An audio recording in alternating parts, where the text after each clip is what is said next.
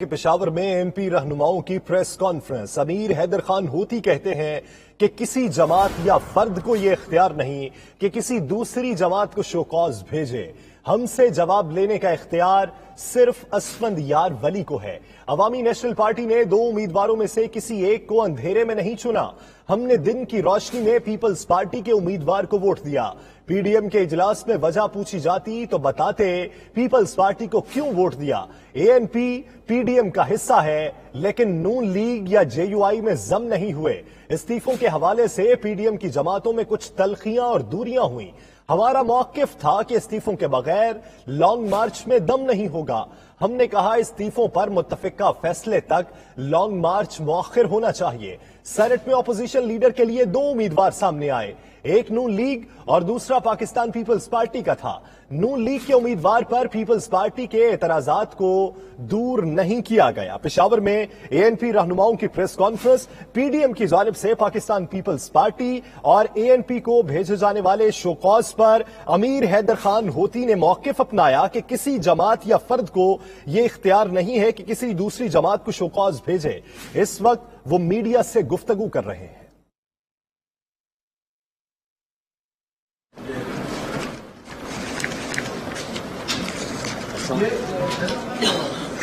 Medium آپ کہہ رہے ہیں کہ لیکن پھر بھی ایک اتحاد یہ کہ 10 میں یہ نہیں پتا کہ گیلانی جو ہے وہ سینٹ چیئرمین اور حضور جتنے ڈپٹی چیئرمین اور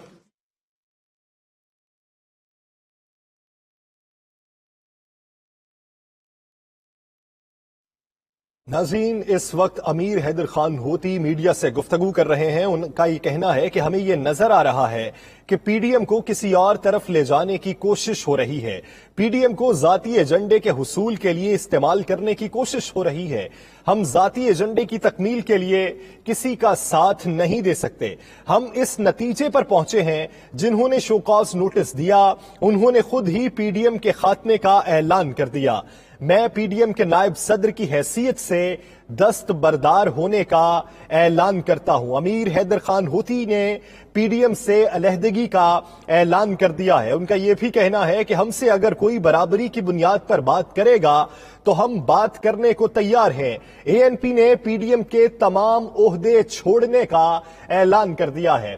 پی ڈی ایم میں اس وقت خلیج بڑھتی دکھائی دے رہی ہے، ایسے وقت میں کہ جب پاکستان پیپلز پارٹی کی جانب سے بھی شو کاز کا جواب نہ دینے کا اندیا دیا گیا تو اے این پی کی جانب سے جو ابھی پریس کانفرنس جاری ہے اس میں بھی انہوں نے پی ڈی ایم سے علیحدگی کا اعلان کر دیا ہے۔ امیر حیدر خان ہوتی جو اس وقت پی ڈی ایم کے نائب صدر ہیں، انہوں نے نائب صدر کی حیثیت سے دستبردار ہونے کا اعلان کر دیا ہے۔ پشاور میں اس وقت اے این پی رہنماؤں کی پریس کانفرنس جاری ہے۔ امیر حیدر خان ہوتی نے میڈیا سے گفتگو کرتے ہوئے کہا کہ کسی جماعت یا فرد کو یہ اختیار نہیں کہ کسی دوسری جماعت کو شو کاز بھیجے۔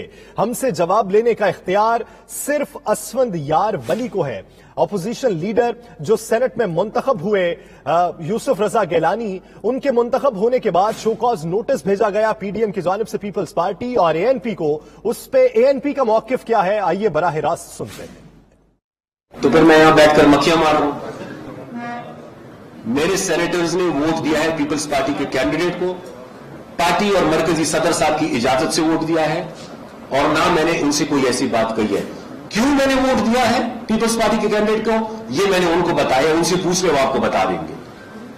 یہ آخری ہوگا، یہ ایک سوال بس آخری، نہیں بس آخری ایک سوال بس ایک کرے، جو جس نے بھی کرنے ایک سوال آخری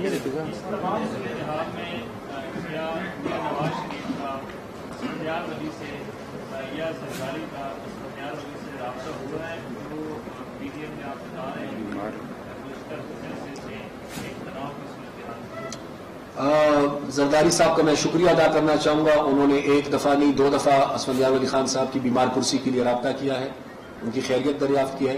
میاں نواز شریف صاحب کا اس حوالے سے اسفند یار ولی خان صاحب سے کوئی رابطہ نہیں ہوا۔ Thank you. جس طریقے سے نظر آ رہا ہے کہ آپ کی پی ڈی ایم نے سب سے پہلے آپ نے پیپلز پارٹی کی ووٹ میں جواب دینے کی کوشش کر رہی ہے، پلاننگ کر رہی ہے، تو کیا مستقبل میں ہم پیپلز پارٹی اور این پی کا کوئی الائنس دیکھ رہے ہیں، ایسی کوئی چانس ہے؟ دیکھیں، اگر آپ لاڑکانہ میں JUI اور PTI کو دیکھ سکتے ہیں تو دیکھنے کو تو آپ کچھ بھی دیکھ سکتے ہیں، کچھ بھی آپ دیکھ سکتے ہیں۔ بہرحال ابھی یہ قبل از وقت ہے، ابھی تو جو آج کا فیصلہ تھا میں نے آپ کو آگاہ کر دیا، اب سیاست ہے، سیاسی معاملات کو آگے بڑھنے دیں، جیسے جیسے سیاسی معاملات آگے بڑھیں گے ANP کے جو بھی فیصلے ہوں گے وہ آپ کے سامنے ہوں گے۔ Thank you. ANP نے PDM سے علیحدگی کا اعلان کر دیا ہے، تو اب دیکھنا یہ ہے کہ PDM کا مستقبل کیا ہوگا۔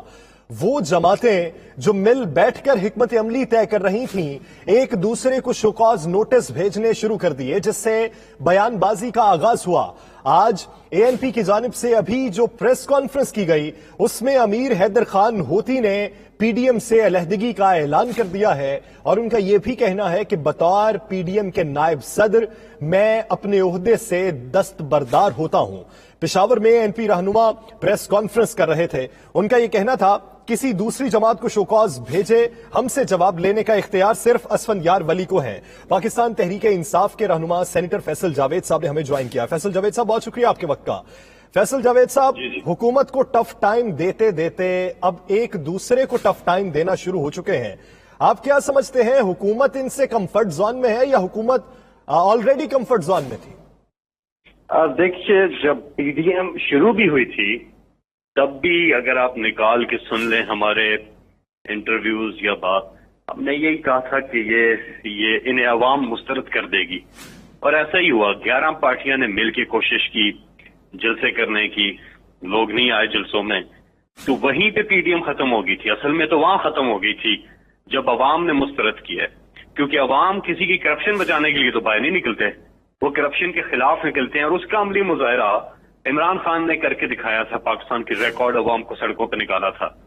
تو PDM کا جو اب یہ مسئلہ ہو رہا ہے آپس میں جو ان کے اختلافات ہیں، یہ PDM کا سراسر ایک اندرونی معاملہ ہے، اور اس سے ہمیں کوئی سروکار نہیں ہے کہ یہ اگر ان کے بیچ میں اختلافات ہیں یا جو بھی چیزیں ہیں، یہ ان کا اندرونی معاملہ ہے۔ لیکن اصل جو چیز ایک سمجھنے کی ہے کہ ہوا کیا، ہوا یہ کہ پبلک نے ان کو مسترد کیا۔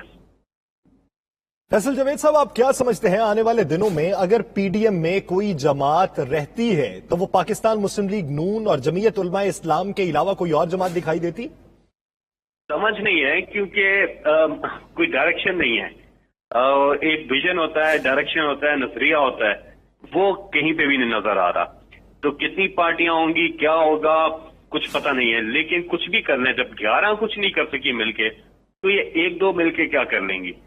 تو مطلب یہ ہے کہ ان لوگوں نے، سب نے حکومتیں کی ہوئی ہیں PDM کی جماعتوں نے، اور انہوں نے ملک کے ساتھ بہت برا کیا ہے، کیونکہ لوگوں کے حالات انہوں نے خراب کیے ہیں، ساروں نے اپنے حالات بہتر کیے ہیں۔ تو یہ تو پبلک نے دیکھا ہے، اور اسی چیز پہ ان کو مسترد کیا ہے۔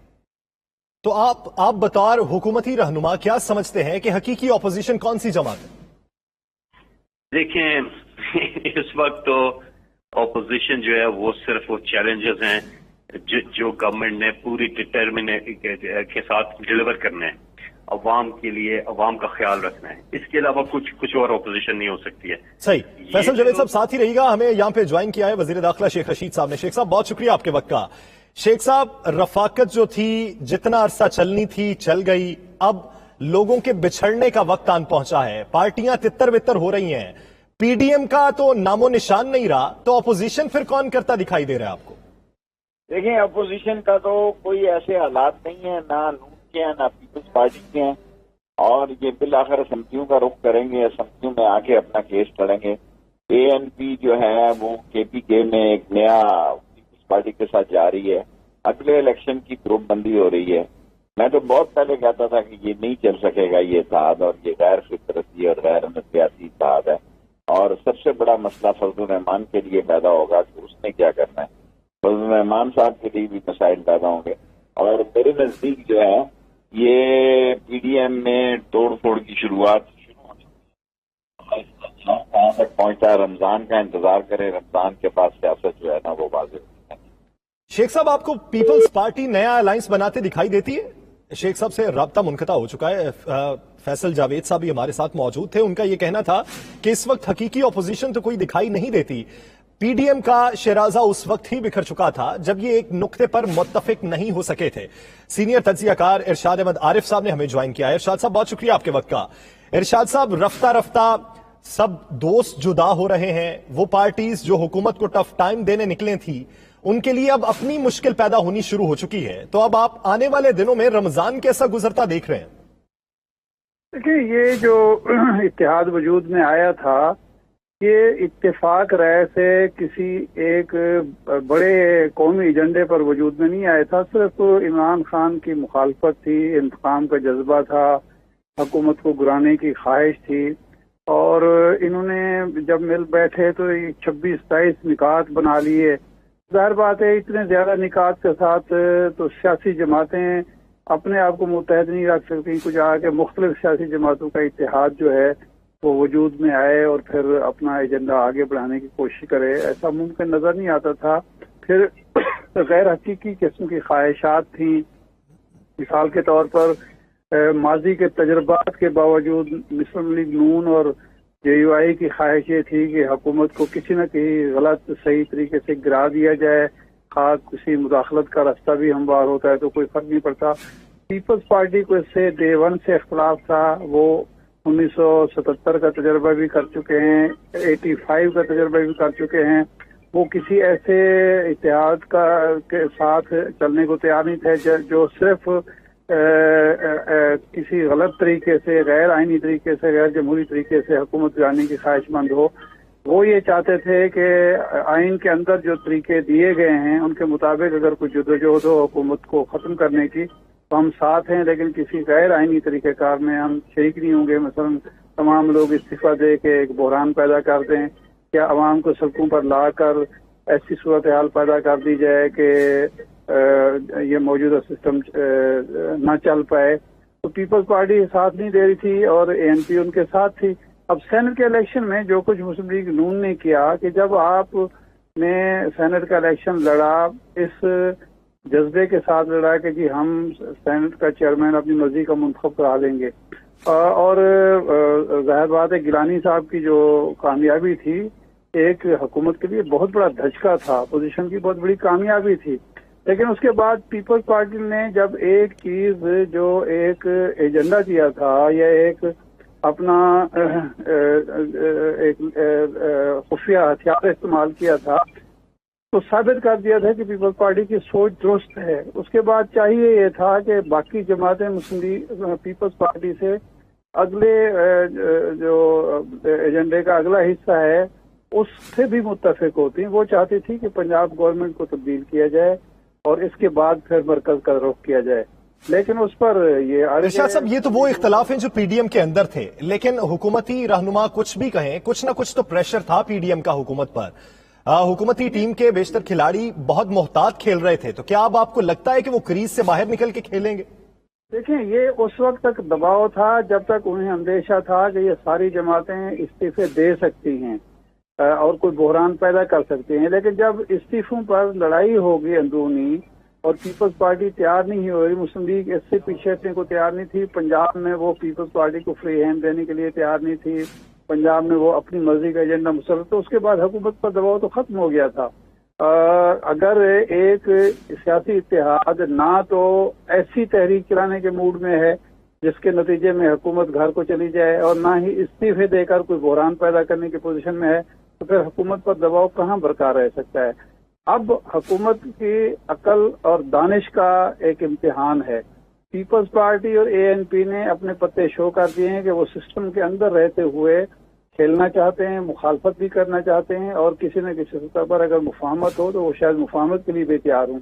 اب یہ حکومت کی ذمہ داری ہے کہ ان دو پارٹیوں کے ساتھ ورکنگ ریلیشن شپ پیدا کرے تاکہ ان سے قانون سازی میں مدد دے کہ اصل جو ایشوز ہیں ملک کے، مہنگائی ہے، بے روزگاری ہے، لا اینڈ آرڈر سچویشن کی بہتری ہے، ایسی قانون سازی ہے جو عوام دوست قانون سازی ہو جس میں اصلاحات ہو سکیں سسٹم کے اندر، تو ان کی مدد لینے کی کوشش کرے. اگر وہ پہلے ہی دن کے نعرے پر قائم رہی کہ سب کو ایک ساتھ دیوار پر لگانا ہے تو یہ دانش مندی نہیں ہوگی اور حکومت کو اس کا نقصان ہوگا. صحیح. ارشاد صاحب ساتھ ہی رہے گا. ہمیں یہاں پہ جوائن کیا ہے ایڈیٹر فارم اور سینئر صحافی رانا محمد عظیم صاحب نے.